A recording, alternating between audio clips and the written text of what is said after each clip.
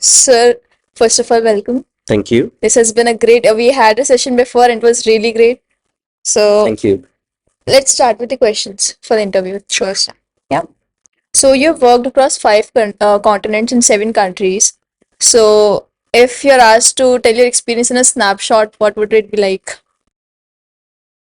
Oh, that's so hard. That's the problem. It's very hard to snapshot my experience because it's been very varied, right? I think overall, what I had always looked for is challenging opportunities and experiencing different cultures. That always drove me. So I think that's where how my career kind of trajectory went, where I was always looking for new challenging opportunities and experiencing new cultures. That's a very generic snapshot, if I would Yeah. say. That's Yeah. great. So given the difference between Sweden and the Rajasthan climate and cuisine, Ooh. so how did it turn out for you?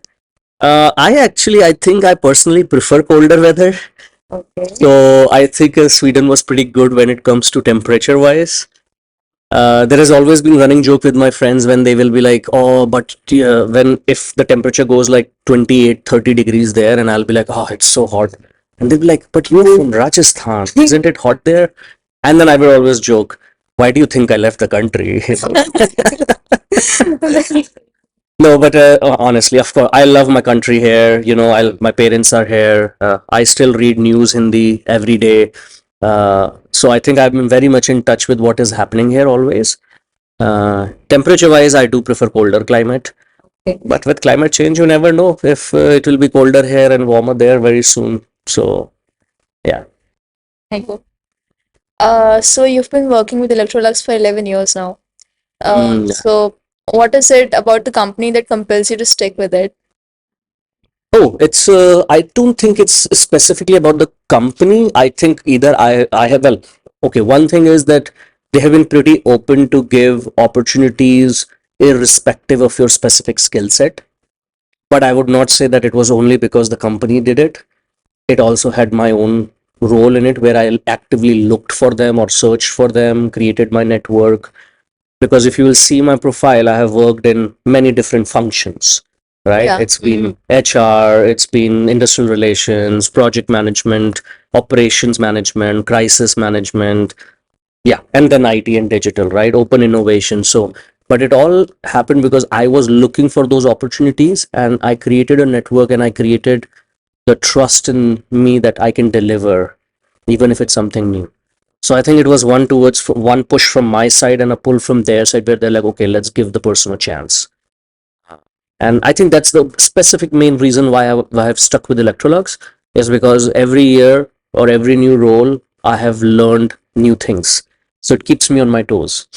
Yeah. And that is more important to me than my salary package because definitely if I change my company today, I'll probably get maybe 20-25% jump. Yeah. But what does that matter? It's not like I need more money. It's more about, okay, I need more growth, more learning. And that's where Electrolux has been good for me. ये हमने Great. session से भी pick करा था. Okay, thank you. This inspires actually to learn and grow every time without actually, thinking about the external or the, let's say, the external benefits that you're getting. Mm-hmm. Yeah. I can It's imagine. actually inspirational. Exactly. I think your competition should be more with yourself than trying to have it with others. Others क्या कर रहे हैं क्या है? Because कितने लोग हैं यहाँ पे इंडिया में? आप किस से compete करोगे? True. The only way you can stand out is if you are truly being yourself and believing in your own self. So next question is, you were graduate from the mechanical department. Whether it's earned or not, it's a rowdy reputation. Yes. So do you recall any such college memories of yours? Oh, for sure. We were the ones, I think, who gave the term Royal Mechanical. We were the first ones. We printed our T-shirts. Even though I was not a very great mechanical student, my friends from my batchmates would agree. But I think it was a matter of pride where we were like one group together. Yeah. I personally, I think I was well. It's tough to be a mechanical engineer, no doubt, compared to other branches.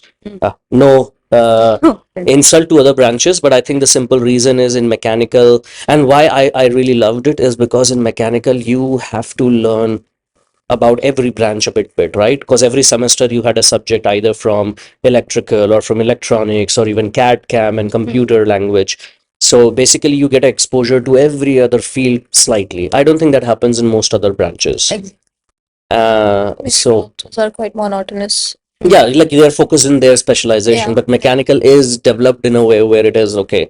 Plus I loved playing with machines, so that was Okay. always fun. I think my most mechanical fun experience, oh, it's very hard. I think it was mostly working in the labs. That was really fun. Labs like lathe machines and then doing die casting, and I think that used to be a lot of fun. I love practical experiences, so I think more than sitting in the classroom, the teacher teaching, I think I enjoyed being in the labs a lot more. I could say I relate over that because Same. we had this mechanical lab thing in our first year Exactly. in those semesters. Yeah, it's a common Yeah. first year syllabus is still common to everybody. Yeah. Yeah, it is. exactly. Common for everyone. Nice. So my next question would be that you're still very young and you've achieved a lot, like really a lot. So what's the next thing we'll get to know about you? Oh, it's very hard. I do have a lot of things I want to do and achieve, but as I said, I never make like 5 year, 10 year plans. When somebody asks me that, I always say no because life is messy. You never know what in 3 years your plans will completely change. It has happened. Uh, so I think I'm more focused on okay, if I'm learning, right? So next thing could be either you will see me taking a different role within my company or maybe in another company. You never know. And it would solely be because of the reason of okay, do I get to learn something new? Is it challenging for me? I do want to do a bit of social activism, like social activities. I think something I'm still missing. I think a part of it why I wanted to come to JECRC and connect with the students was in a way of giving back, and it's not by money. That's easier. I think it's with time and your experience. Yeah, I would say that. And yeah, you will definitely see me traveling a lot more because that's something I have decided for myself. Next 4 or 5 years, I'm going to travel a lot more. COVID, since COVID, it has been almost at zero level, and I love traveling. So We can say that I'm going to pick up on definitely in the coming year. Well, good luck to you for that. Thank you. so. Sir, my next question is: how is Electrolux promoting the mental well-being of their employee? Oh, extremely heavily because I think Scandinavian countries, if you read about Yeah. them, they're considered a bit more like utopian countries because of the way they developed. Plus, they never had war. They have a framework of mix of socialism and capitalism, so nothing in its purest form, in a very balanced form. And I think at least what I have seen in Sweden is people are comparatively, of course I won't say completely, but very very high level, if you compare, much more open to mental health and mental well-being, and it has become even a part of even our everyday work, right? So well-being, the concept of well-being has become very prominent. And well-being is your overall well-being, right? Well-being has the physical, the mental, the spiritual, every component. So the company is focusing extremely on your body, your mind, like everything you can do. Like nobody sees a problem. Like if you have issues, if you are having a burnout, if you're having a breakdown because of some reasoning, it doesn't reflect badly on you because people have an understanding that life is messy. Everybody is going through some issues at some point in life. So you have to just accept them and try to help them out, because the faster you can help them, the more stronger they will return and more committed they will return, instead of trying to like burning them even further more, right? So like we have a lot of programs in the company related to well-being.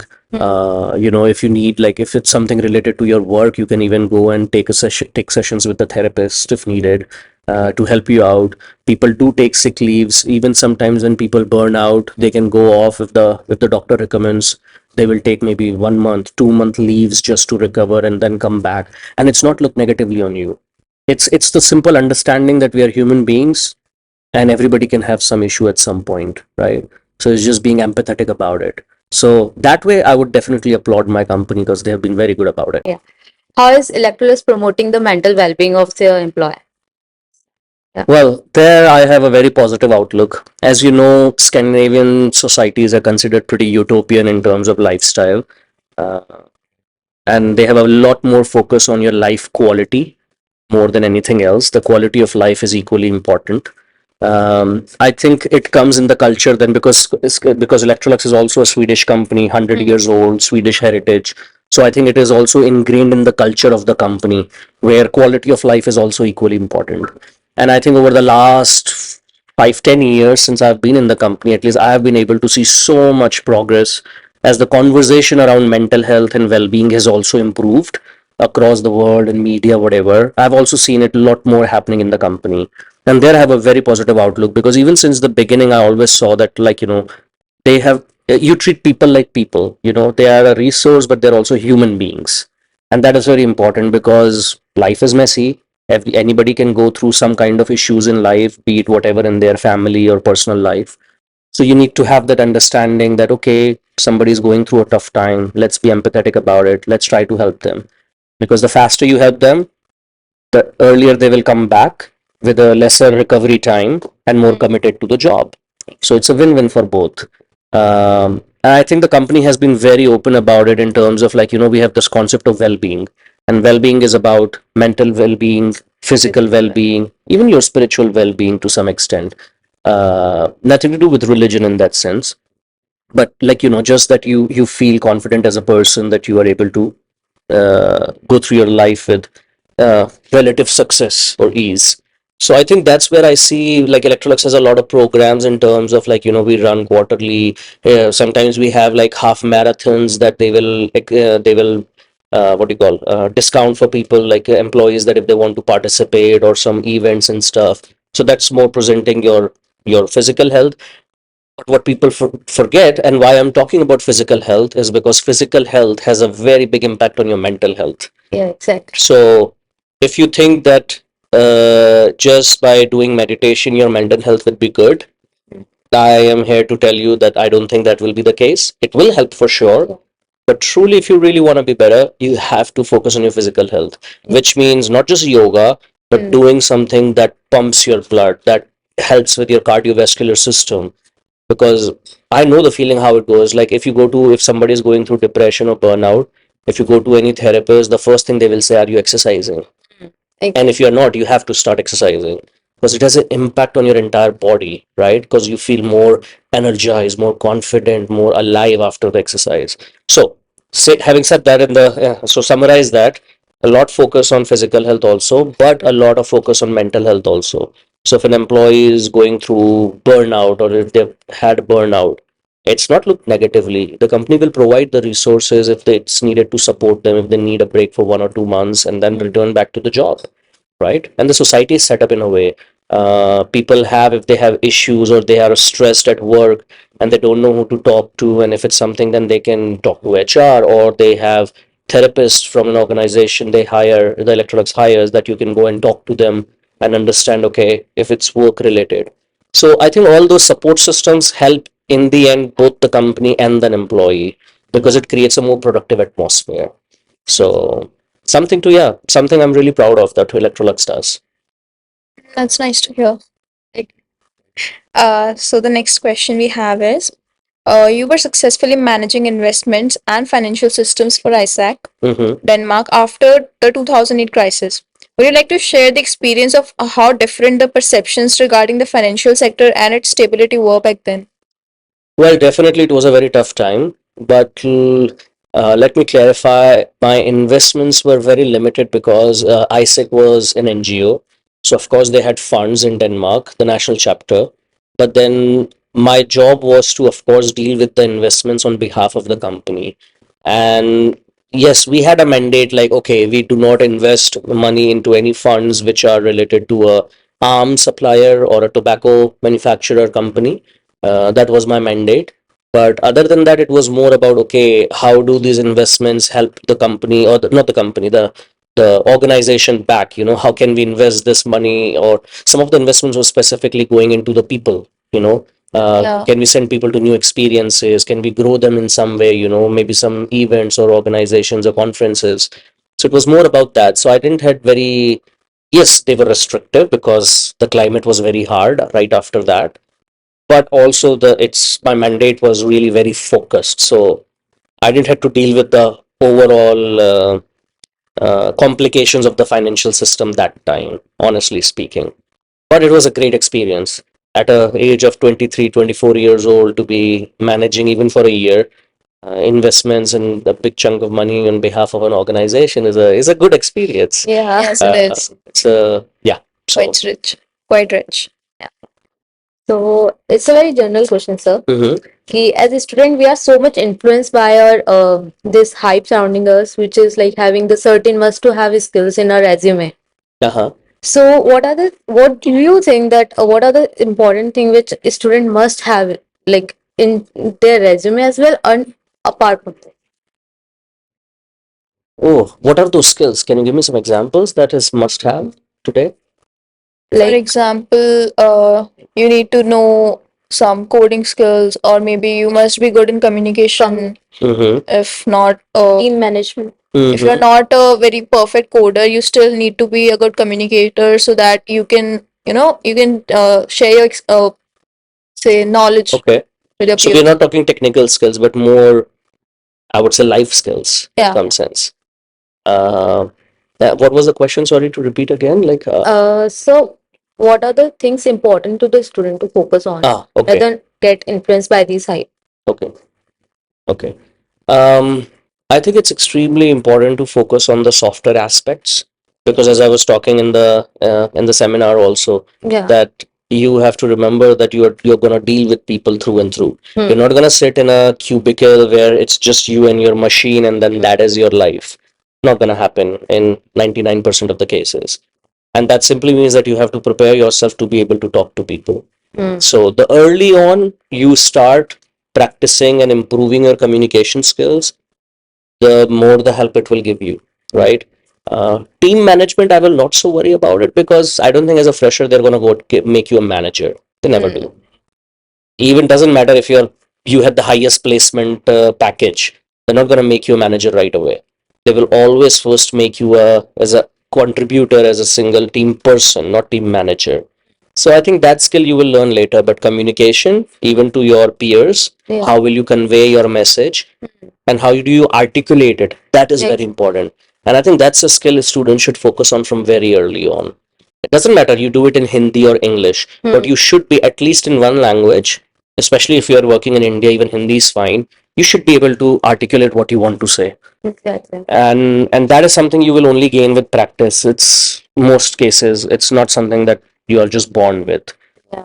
My communication skills got better because I still am a movie buff.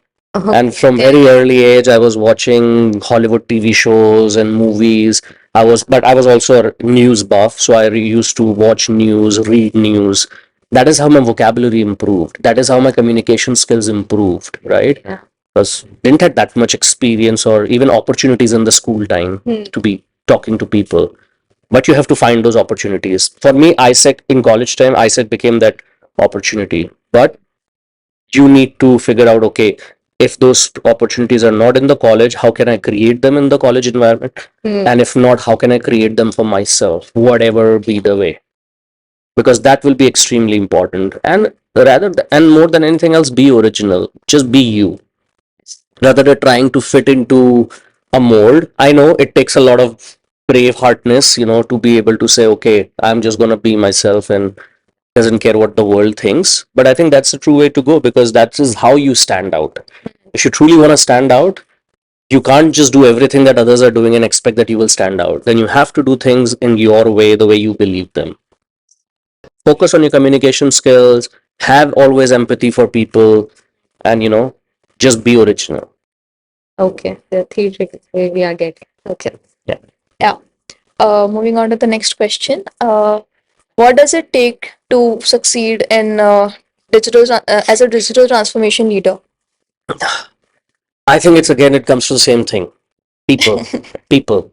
You have to know how to work with different kinds of people. My role is not technical. My role is right now to, yes, of course, partially it's a lot more strategy. Okay, how do I develop strategy into operational roadmap?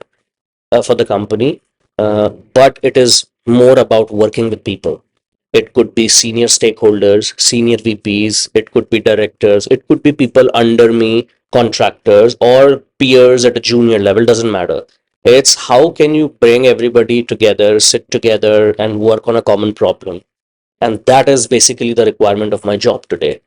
And it has taken me 10, 11 years to reach there, right? Exactly. And it has taken time, experiences, learning to reach there. So I think that's important, where you focus on your growth and your experiences, and then the roles will come in different shapes and forms. Titles are irrelevant there. uh, Titles can sometimes even be misleading, right? So Yeah. sometimes you're doing much less than the title, and sometimes much more than the title says. Right. So more important is always focusing on that you are getting something out of your experience. It's not doing. I will get bored very easily if I was doing the same thing over and over again. So I always need something that also challenges me and I get to learn. So till the time you do that, you automatically will continue to grow. And then opportunities will come because people will see that in you, right? If you will go to an interview, if you'll talk to others, they will see that confidence with time building up, how you connect, how you talk to people, and somebody will identify that as a useful skill to give to you a new role. I have this one question, sir. Just like you said, you like challenges in your life and you like to try new things. So why did you not, join some startup instead of this already, what's we call it, established company? Established Let's say. MNC, Yeah. well, if you think about it, ISEC was a startup. It was basically a lot like, there is no structure, there is some structure, and then you do what is required. So I had that 4 or 5 years of crazy experience of like in a startup life.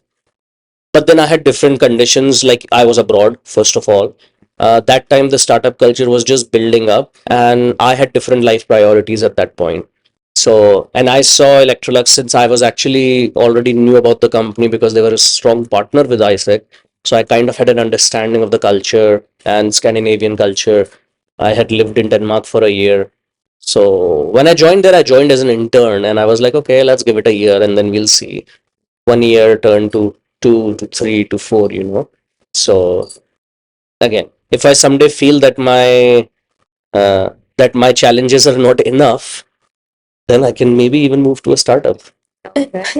So it is nothing like, there's no right or wrong, it's just situation. My life situations required me to have a more stable life at that point, maybe in a MNC where I can focus on other things, like my personal growth and learning than running around. So it's just person to person. Uh, and the startup culture came later, actually, even in Sweden. Like with the speed it came, the culture explosion was a few years later after I arrived in Stockholm. So hey, it's never too late. So you never know. Maybe that's the next thing I will be doing, right?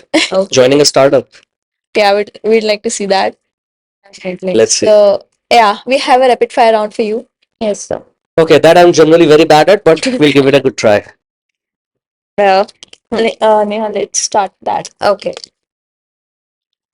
As an HR professional, what key attributes do you look for in a candidate sitting next to you? Interviewing somebody. Yeah. Curiosity and the ability to ask questions. Okay. Because till the time you have that ability, you have a problem solving mindset. And that's what every job requires, the ability to solve problems and trying to find the root cause of a problem and to solve it. That's quite a prominent answer. Yeah. Very much expected of you. Well, the next question is, among the different roles and different organizations that you've played so far, which one challenged you the most and how did you overcome it? The challenge. I think it was something I did like 3 years ago for my company. We were building a mission scorecard, which is basically an operational platform with a set of KPIs for Electrolux Group that will drive its growth, right? So you can, because you need a way to measure your progress. So Electrolux was built on some missions, and then the management had decided some missions, and then the idea was, okay, that we need to operationalize so we can have like a monthly reporting on these KPIs. And you're talking about connecting to n number of data sources across the world, coming from different areas, It was a crazy project, but I loved it because it was extremely time bound, very challenging. But I got to work with 150 plus senior and even junior stakeholders. So my breadth of experience suddenly exploded. My knowledge in terms of, because the KPIs were financial, non-financial, R&D related, and product management related. So suddenly I was starting to get a bits and pieces of different parts of the company, more than I had already worked on. Uh, it was very challenging because every stakeholder, a design person will think from a very different mindset, because they will have a very design thinking mindset rather than a technical engineer or a IT person who will be more focused on the infrastructure. So your next question, sir. What are the three notions you uphold the most in your life? Honesty and originality is most important. Hmm. Second would be to always remember that your life is a sum of the choices you make and the chances you take while making those choices. So to be not too risk averse. Hmm. Um, and I think third would be focus on your physical and mental health, because nothing is That's more great. above than that. Exactly. Okay. The next question is, going back to the olden days, please share with us one of your most cherished memories. From the college time? Yes. Ooh, okay. With the blessing of Arpit sir, our esteemed director, I and another batchmate of mine, we led a team of like 21 students from I think third and fourth year uh, to Noida, Gurgaon for a 3 day project. It was called I think Leadership Pipeline Project, and the idea simply was to take everybody, and we had set up appointments with big companies, and and to go and like interact with the management of the company, saying that please you should come to to JECRC for Yeah. placements and stuff. It was a really fun 2 3 day experience where we were like 21 22 students all together, and then the exposure that they got and the experiences we share, that was a fantastic fun experience. But that's just one. There is many other Right. highlights, right? But yeah, I remember that one very fondly. Great. Okay. So, sir, which college faculty member do you call your favorite one? Well, if I don't know if you consider him faculty, but I think Arpit sir is my favorite one. Okay. uh, for a very lot many different reasons, but I truly believe that even since the beginning he always focused on not just the technical skills the college was providing, but also the overall development of the students. Exactly. And I have had interactions with him in many different aspects due to ISEC, due to LPP project and stuff. So I had a very fond relationship with him since the beginning. So yeah, he's my favorite. Okay. Cool. Many people see him as their role model, you know? Mm. Why not? Yeah. The next question we have is, one college buddy you're still in touch with. It's my college senior. We were also part of ISEC, so maybe that's the reason. Well, I'm in touch with other people, but I think that's Gotham. But I'm still in touch with Gotham State. He was electronics. I think he was 2 or 3 years senior to me, but we're still in touch. Okay. So, COVID taught us many lessons. Which one came in your part of the share? Ooh, focus on your physical health. That helped a lot with mental health because, well, you know what was happening that time. And Sweden was the only country that didn't do any lockdown. Huh. I'm so glad for that. It gave me a lot of opportunity and time to actually focus on my physical health, and that automatically helped with my mental health. Not that I was looking for anything specific, but I think that routine that I built in, regularly exercising, going to the gym, or doing some sports, that really helped a lot in changing a lot of my perspective. So I think, yeah, Cool. Cool. If you're given a chance to go back in time and give some advice to your younger version, what would it be? don't focus on results so much, focus on the people. In my early years, I was so much all about this results and the perfectness of my KPIs or my work I was doing, that I forgot that I'm working with people, and that kind of not destroyed, but I didn't created long-lasting relationships which I could have at that point. Uh, that is a learning I took right after that. That people are more important than just always looking at the results. Okay. So yeah. So, Great one. what was your hangout spot in the college? Oh, I don't know if you still call it, but Hawa Mahal. Yeah, we Yes, used to have we know. Yeah, it's I think right under your new Cafeteria. alumni. Oh. Yeah, outside. The It wasn't a cafeteria. It was a lab, fluid lab for us. I think Okay, back then. So yeah, that was our usual hangout point. great. It's still very famous. Yeah. Students. Yeah, I can imagine. Okay, the last question. Mm-hmm. Who has been your role model so far? Not something I should be saying. Well, okay. One of them was my maternal grandfather. Uh, he was a role model for me because of a lot of reasons. How he built his life. He was the first one out of his village with a lawyer degree. Extremely, even my grandpa, we are talking, very well versed in English and very responsible towards 12 children, five his own and seven others, and he raised everybody. Very responsible man. So I think I always looked up to him. And the other one was, I think, to some extent, was our President APJ Abdul Kalam. I think I've always liked his life story a lot. And I was very fortunate that very recently I was in Delhi Heart, Mm-hmm. and right behind Delhi Heart there is like a APJ Abdul Kalam Memorial Museum. It was very nice to actually visit that for the first time. So yeah, I'll leave it at that. Those two. Well, thank you so much, sir. This was all with the rapid fire.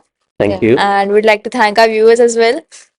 So, Yeah, this is. Thank you so much for Thank fun you. questions.